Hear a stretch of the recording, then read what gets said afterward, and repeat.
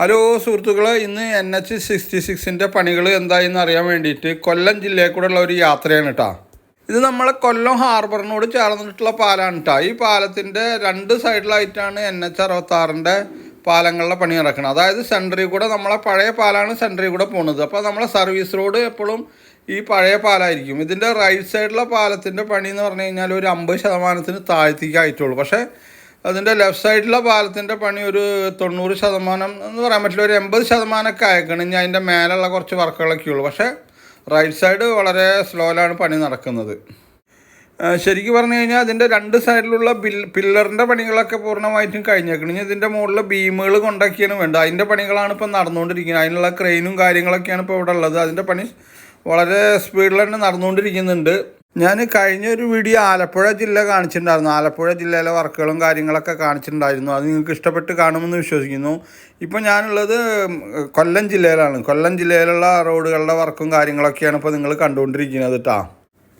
അതേമാതിരി തന്നെ നമ്മൾ ആലപ്പുഴയ്ക്ക് മുന്നേ നമ്മൾ ഇവിടെ എറണാകുളം ഡിസ്ട്രിക്റ്റിലൊക്കെ എന്ന് പറഞ്ഞു കഴിഞ്ഞാൽ ഒരുവിധമൊക്കെ ബ്രിഡ്ജുകളുടെയൊക്കെ പണികളൊക്കെ ഒരു 90%, ചില ബ്രിഡ്ജുകൾ മാത്രം ഒരു 50% ഉള്ളൂ. പിന്നെ അത് മാത്രമല്ല സ്കൈവേ ഉണ്ടല്ലോ, ഒരു 15 കിലോമീറ്ററുള്ള ഒരു സ്കൈവേ, അതൊക്കെ ഞാൻ കഴിഞ്ഞ ഒരു വീഡിയോയിൽ ചെയ്തിട്ടുണ്ടായിരുന്നു. അതിൻ്റെയൊക്കെ എനിക്ക് തോന്നുന്നു ഒരു 60-70% പണി കഴിഞ്ഞിരിക്കുന്നു.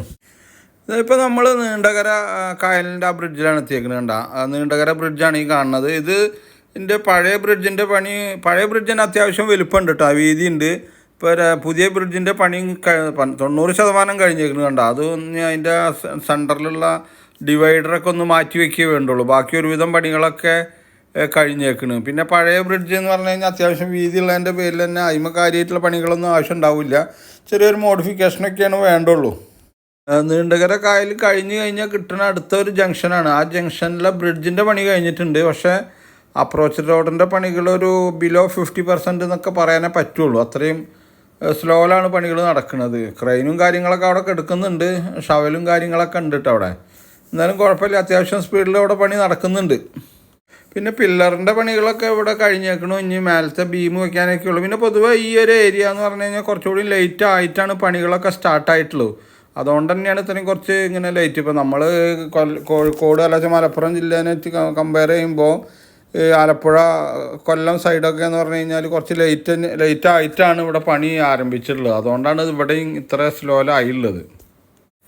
ഇത് നമ്മളെ കൊട്ടിയം എന്നുള്ള ഏരിയയിലാണുള്ളത്. കൊട്ടിയത്ത് എന്ന് പറഞ്ഞു കഴിഞ്ഞാൽ രണ്ട് സൈഡിലും അത്യാവശ്യം പണികളൊക്കെ കഴിഞ്ഞേക്കണം. ഒരു 90% പണികളൊക്കെ കഴിഞ്ഞേക്കണം. ഇനി ജസ്റ്റ് പെയിൻ്റ് അടിക്കുക, സ്ട്രീറ്റ് ലൈറ്റ് വയ്ക്കുക, അങ്ങനെയൊക്കെയുള്ള പണികളെ ഈ കൊട്ടിയം ഏരിയയിൽ ഇട്ടാ.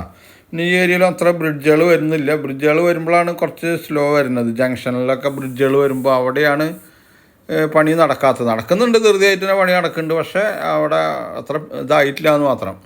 ഇപ്പോൾ നമ്മൾ കൊട്ടിയത്ത് ഒരു വലിയ ലുലു മാളുണ്ടല്ലോ, ഈ കാണുന്നതാണ് ലുലു മാൾ. ആ ലുലു മാളിൻ്റെ പരിസരത്ത് എത്തിയേക്കാണ്.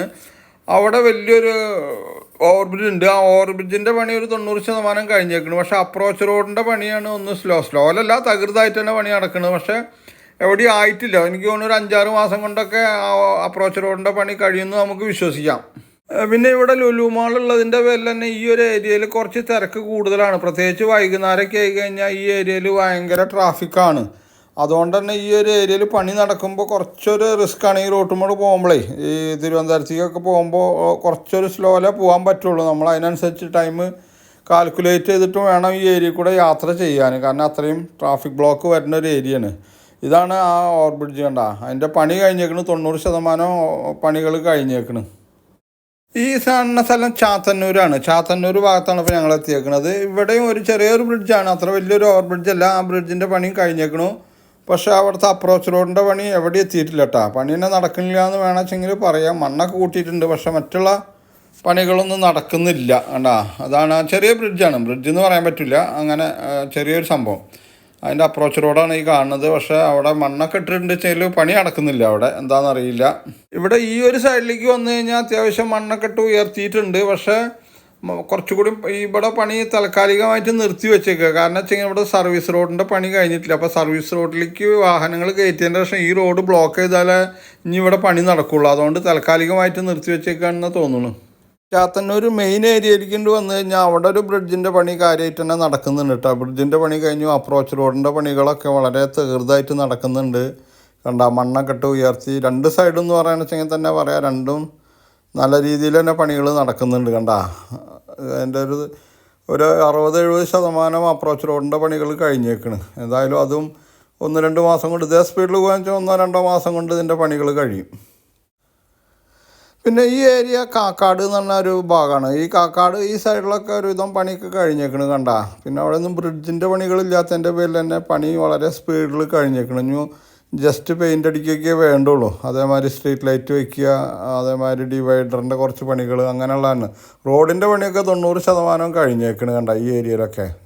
പിന്നെ വേറെ എന്താ ഒരു ഉപകാരം ചെയ്യാൻ, തിരുവനന്തപുരത്തേക്കൊക്കെ പോകുമ്പോൾ കുറച്ച് ഏരിയയിലൊക്കെ ഇങ്ങനെ സ്ലോയിൽ വന്നാലും ഈ പണി കഴിഞ്ഞ ഭാഗമൊക്കെ നമുക്ക് വിട്ട് തന്നിട്ടുണ്ട്. അതുകൊണ്ട് തന്നെ നമുക്ക് സ്പീഡിൽ പോകാൻ പറ്റും ഈ പണി കഴിഞ്ഞിട്ടുള്ള ഏരിയ കൂടെയൊക്കെ.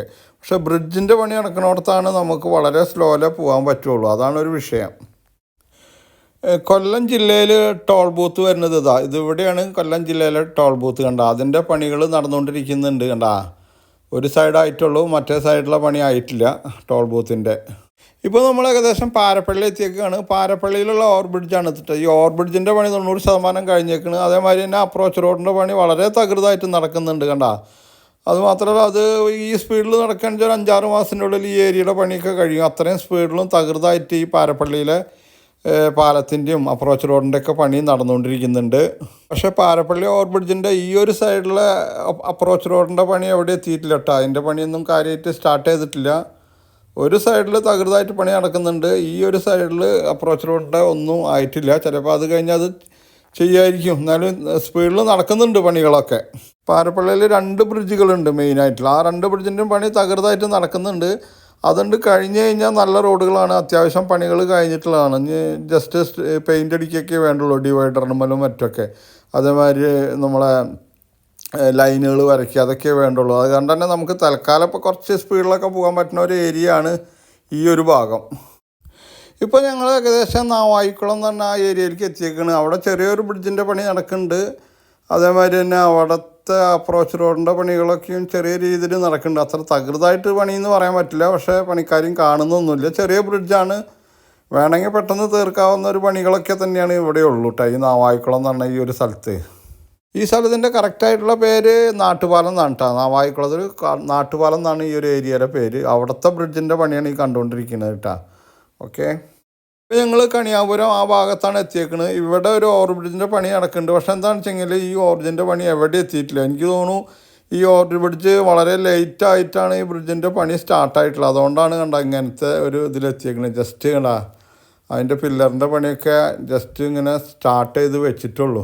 ചില ഏരിയയിൽ ചിലതങ്ങനെ പില്ലർ പൊന്തിയിട്ടുണ്ട്, ചിലത് അങ്ങനെ കമ്പിയൊക്കെ അങ്ങനെ ആയിട്ട് വരുന്നേ ഉള്ളൂ.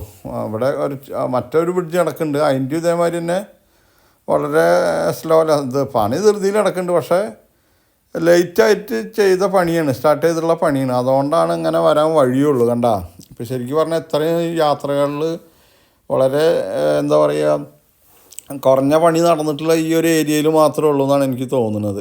അപ്പോൾ ഇതാണ് കൊല്ലം ജില്ലയിൽ, അതായത് തിരുവനന്തപുരത്തേക്ക് പോകുമ്പോൾ നമുക്ക് NH 66 പണികളും കാര്യങ്ങളൊക്കെ നിങ്ങൾക്ക് കണ്ട് മനസ്സിലായി കാണുമെന്ന് വിശ്വസിക്കുന്നു. അപ്പോൾ എൻ്റെ ഈ ഒരു കൊച്ചു വീഡിയോ നിങ്ങൾക്ക് അവർക്ക് ഇഷ്ടപ്പെട്ട് കാണുമെന്ന് വിശ്വസിക്കുന്നു. കൂടാതെ ഇതുവരെ എൻ്റെ യൂട്യൂബ് ചാനൽ സബ്സ്ക്രൈബ് ചെയ്യാൻ വിട്ടുപോയവരും ആദ്യമായിട്ട് കാണുന്നവരും മറക്കാതെ സബ്സ്ക്രൈബ് ചെയ്യുക. അപ്പോൾ അടുത്തൊരു കൊച്ചു വീഡിയോ ആയിട്ട് വരുന്നത് വരെ എല്ലാവർക്കും നന്ദി, നമസ്കാരം.